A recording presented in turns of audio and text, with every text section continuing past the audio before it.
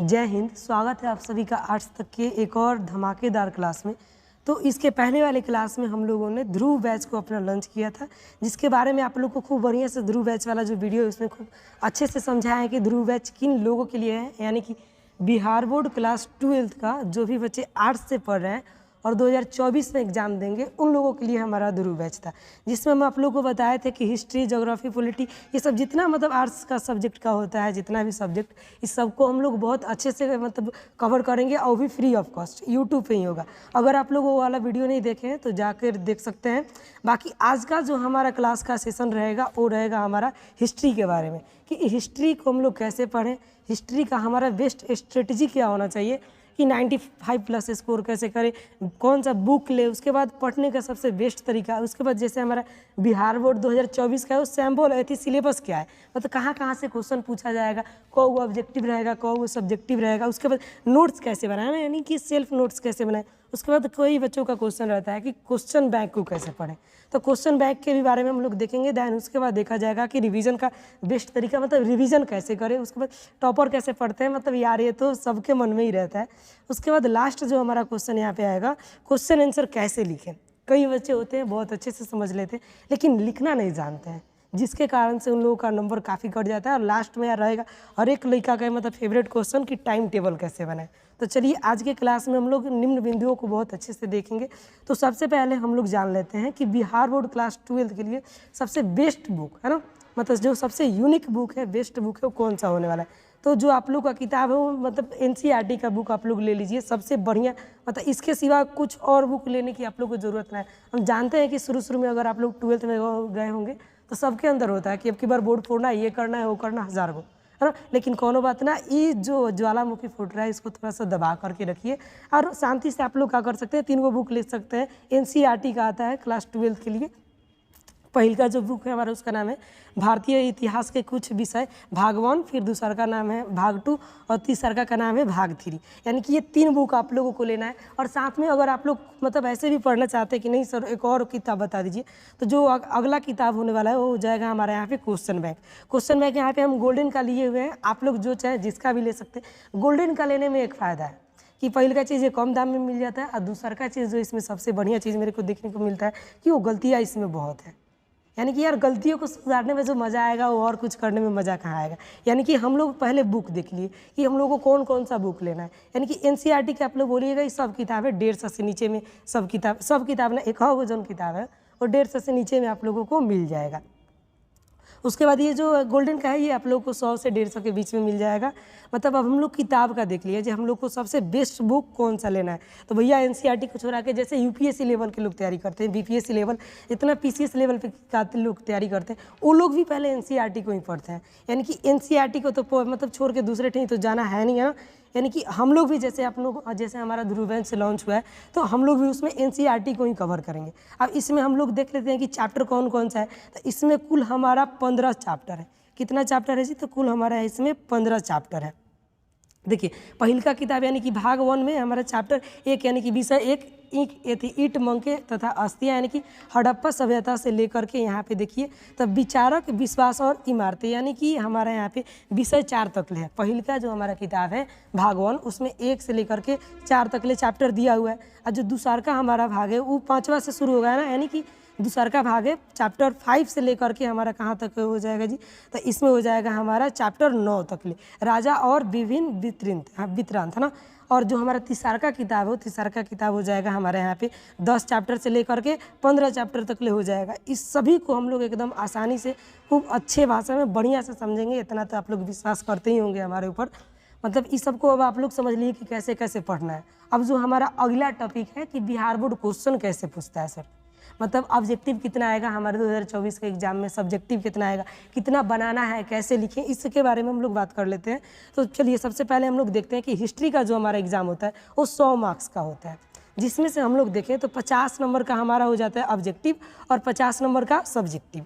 अब जो हमारा 50 नंबर का ऑब्जेक्टिव है उसमें क्वेश्चन आएगा हमारा 100, यानी कि दोगुना क्वेश्चन आएगा। अब जो आप लोग को बनाना है वो 50 ही क्वेश्चन उसमें से टेकल करना है, 1 से लेकर के 100 के बीच में 2, 4, 10, 20, 50, मतलब कम से कम, मतलब देखिए कम से कम और अधिक से अधिक 50 तो बनाना ही है। अगर आप लोग 50 से ओवर बना रहे हैं तो उसका नंबर नहीं जोड़ा जाएगा, शुरू से जो 50 को बना होगा उसको जोड़ के मतलब बिहार बोर्ड उसको ले लेगा, बता दिया।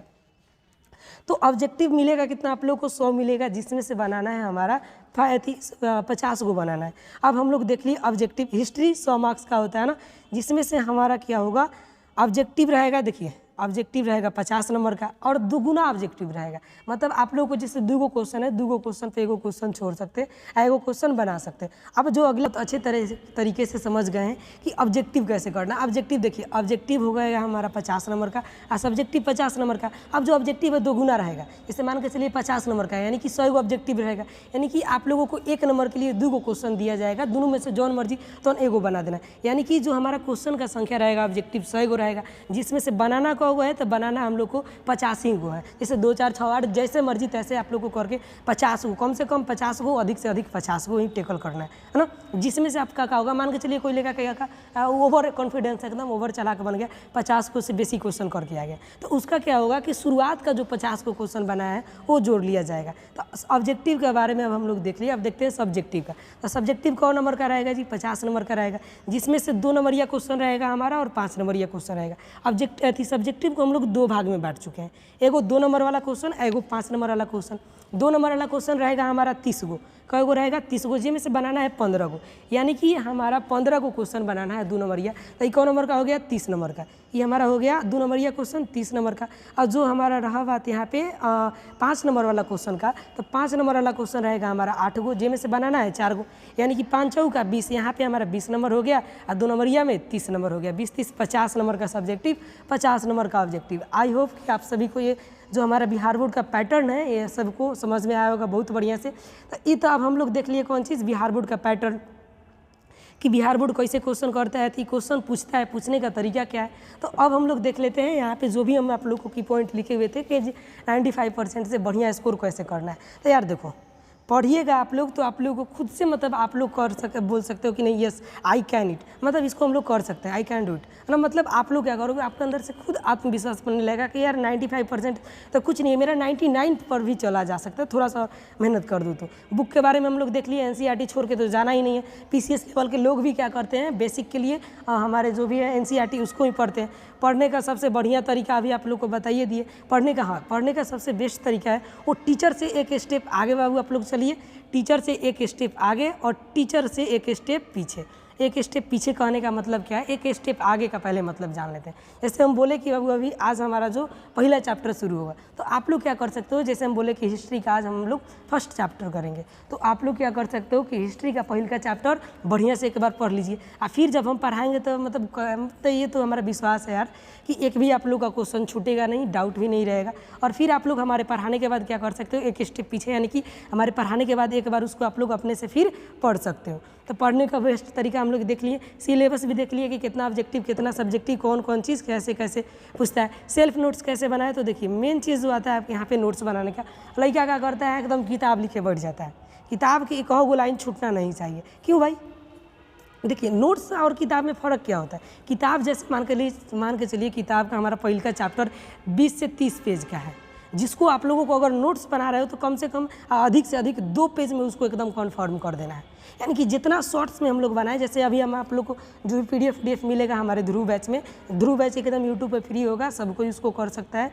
अगर ध्रुव बैच वाला आप लोग वीडियो नहीं देखें तो जा करके आराम से देख सकते हैं, इसके डिस्क्रिप्शन या फिर आप लोग को आई बटन पे उसका लिंक मिल जाएगा। नोट्स का मतलब हो गया कि जितना छोट आप लोग कर लो, जैसे मान के चलो गांधी जी के बारे में लिखना है तो हेडिंग डालिए गांधी जी, उसके बाद आगमन लिख के तीर का निशान मारिए, 1915-16 का 1915 मार के आगे बढ़िए। उसके बाद जैसे चंपारण, तेज का लिखिए चंपारण, सत्याग्रह लिखिए चाहे मत लिखिए, चंपारण लिख के तीर मारिए। उसके बाद खैरा वगैरह का जो गुजरात जितना है, उसके बाद मतलब आप लोग को क्या करना है, जितना शॉर्ट्स में हो चले, है ना। नोट्स हम आप लोग को ऐसे ही बना के देवे करेंगे। बाकी आगे हम लोग देखें क्वेश्चन बैंक को कैसे पढ़ना है, तो क्वेश्चन बैंक का पढ़ने का सबसे बढ़िया तरीका होगा उसी तरीके से आप लोग को पढ़ाया जाएगा। जैसे पहले चैप्टर वाइज क्वेश्चन बैंक को हम लोग पढ़ेंगे। जैसे पहले का चैप्टर उठाए, पहले का चैप्टर में 2009 से लेकर के 2009 से लेकर के 2023 तक ले कितना क्वेश्चन पूछा गया उसको भी हम लोग देखेंगे। और फिर उसके बाद जैसे हमारा हो गया चैप्टर वाइज, ये 2009 से लेकर के 2023 तक ले एक चैप्टर से कितना पूछा गया, और फिर हम लोग चैप्टर वाइज भी करेंगे। रिवीजन का सबसे बेस्ट तरीका क्या है जी, जो शॉर्ट नोट्स बनाए उसी से पढ़िए। टॉपर कैसे पढ़ते हैं यार, टॉपर आप ही लोग हो, आप ही लोगों में से ना कोई जाएगा। टॉपर के लिए उतना सोचिए मत, जब आप लोग बढ़िया से पढ़िएगा आप लोग को विश्वास हो जाएगा कि ना यार 95 का 98 मेरा 99 हिल रहा है, तब टॉपर आप ही बनोगे। उसके बाद क्वेश्चन आंसर कैसे लिखे, तो देखिए किसी भी क्वेश्चन आंसर का 3 गो बॉडी होता है, पहिल का, दूसर का, तीसर का। पहिल का मतलब उसका इंट्रोडक्शन, उसके बारे में थोड़ा बहुत उसका इंट्रोडक्शन दीजिए। दूसर का जो हमारा स्टेज होता है उसको हम लोग बॉडी बोलते हैं। बॉडी मतलब मेन चीज़ जो लिखना है हम लोग बीच में लिखेंगे, और सबसे लास्ट में हम लोग उसका लिखते हैं निष्कर्ष। इसको आप लोगों को जो क्वेश्चन लिखने उखने वाला आएगा उसमें वीडियो में हम आप लोग को करा देंगे। क्वेश्चन आंसर वाला है, मतलब जो भी आएगा उसको ऐसे ही हम लोग करेंगे क्वेश्चन आंसर वाला वीडियो में। फिर टाइम टेबल कैसे बनाए, अब टाइम टेबल के लिए लड़का बनाता है टाइम टेबल, दूसरा का दिन से भूल गया, ऐसे कुछ नहीं करना है। आप लोग को क्या करना है, शुरुआत में कम से कम 2 से 3 घंटा क्लास करिए लोग, 1-2 घंटे आराम से पढ़ लीजिए लोग। इसको आराम से हम लोग इंक्रीज करेंगे। अब एक बार आपको एक कटरा लिया के दे दिया जाएगा खाए के लिए तो थोड़ी ना खाइएगा, एक हो 2-2 गो रोटी आराम से कह के बढ़ाइएगा। आई होप कि आज का वीडियो आप सभी को बहुत अच्छा पसंद पड़ा होगा। मिलते हैं इसके अगले वाले वीडियो में। अगले वाला वीडियो जो हमारा आएगा वो पॉलिटी के ऊपर आएगा, यानी कि पॉलिटिकल साइंस, राजनीतिक शास्त्र के ऊपर। उसका सिलेबस कैसे है, उसको पढ़ना कैसे है, उसमें नोट्स कैसे बनाना है। बाकी मिलते हैं अगले वाले क्लास में, तब तक के लिए जय हिंद।